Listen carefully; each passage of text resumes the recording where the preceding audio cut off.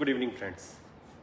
Friends, as we all know that Hong Kong was handed over to China by United Kingdom in 1997, and prior to that, it used to be the colony of Great Britain. And Great Britain, they may have done wrong things in other places, but vis-a-vis Hong Kong, they have definitely developed it. They were much better rulers than what China is. They were dealing with Hong Kong people in a much better way than what the China is doing with them currently. And as the impact of coronavirus is easing in Hong Kong as well as in China, China has already opened up. Hong Kong is also, lot of things have opened up. We can expect that tensions will again flare up. We saw last year that millions of people in Hong Kong were on streets. They were protesting against China. They were protesting against the communist rule in China. They were protesting against Beijing for their democratic rights. And why all these things happened? Because China was bringing one law. It was enacting one law in Hong Kong that any criminal in Hong Kong, it can be transferred to the mainland China. And the Hong Kong people, the people or citizens of Hong Kong were opposing it to nail.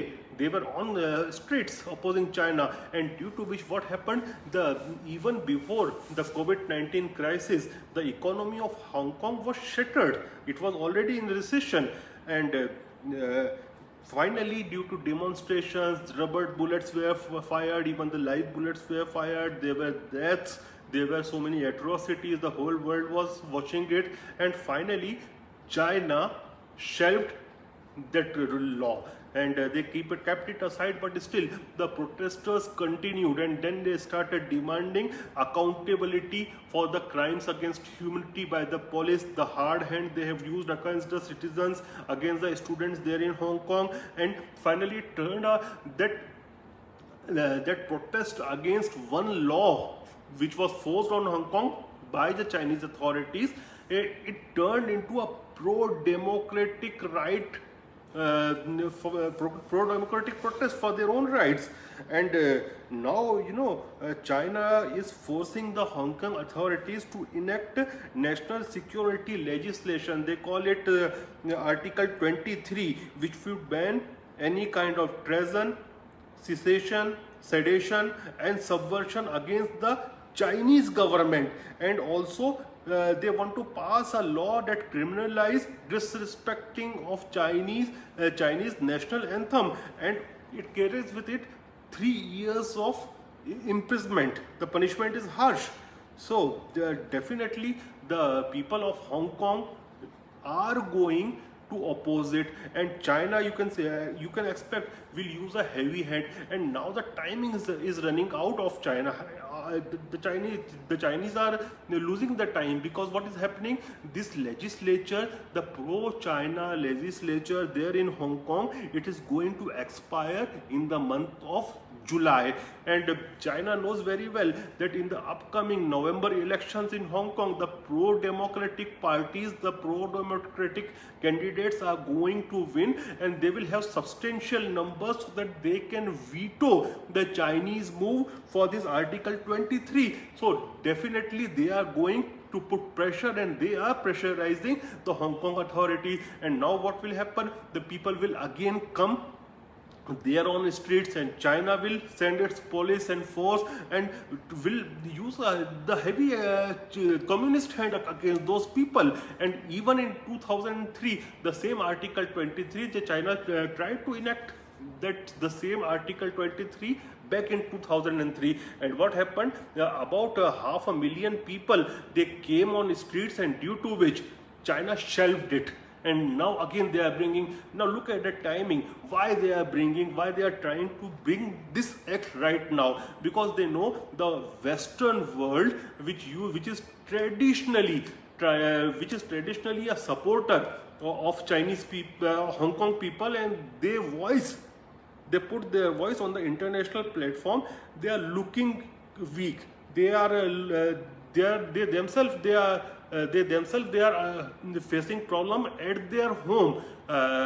They are fighting with coronavirus. They are fighting with the crisis of economy. Their economy is in rumbles. So these people are not going to voice in that manner against China as they used to. And we have seen one thing, when I was reading the Global Times, which is the mouthpiece of Communist Party of China, in the editorial regarding Australia, what they wrote, because we know Australia is demanding inquiry on Wuhan virus. They are demanding that a team of scientists should be sent collectively by United States, UK, Australia, New Zealand, and they should also be allowed access to the Wuhan Institute of Virology to inspect that what was the causes of this coronavirus, which has spread in the whole world and is causing problems. But China is resisting it, and some days back, the Chinese ambassador there in Australia, he gave interview to the Australian newspapers, and what he told there, it was an indirect threat to the government of Australia. They said that our people, he said that our people are very nationalist, and if Australia doesn't mend its ways, then our people may oppose the Australian beer, Australian products, Australian meat, and Australia will suffer economic damages. And definitely Australia is very much dependent upon China, be it on its for its education industry, be it for coal export, be it for dairy product export, be it for alcohol export. Almost 1/3 of Australian trade is dependent upon Chinese consumption. So China is putting heavy hand upon it, but Australia is resisting. And what this Global Times editorial, it wrote there about Australia, it wrote that sometimes what happens, a chewing gum got stuck, got stickered on the sole of your shoe, and what you have to do, you have to rub it hard with a stone so that you can take out that chewing gum away from the sole. So they are comparing Australia with a chewing gum which has got stuck on the sole of Chinese shoe. So that means they are threatening Australia. And right now the Western countries are in need of China for their medical equipment, for their medical supplies, and also for those supply industrial products which can reopen their industries once the COVID-19 crisis is over. So for the supply chain also they need China. So definitely they won't speak much harsh about China, and I think that China will use a heavy hand against Hong Kong. There might be killings, there might be live bullets used, and people will going to oppose it. Now the question arises, what should India do? India shouldn't do anything at now.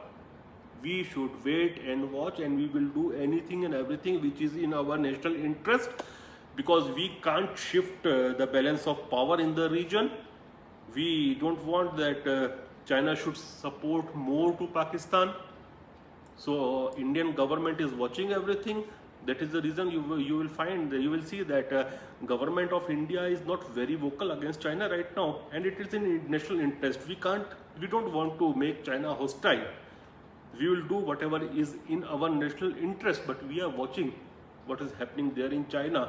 And I am sure that from now up till July, demonstrations will start again on the land of Hong Kong.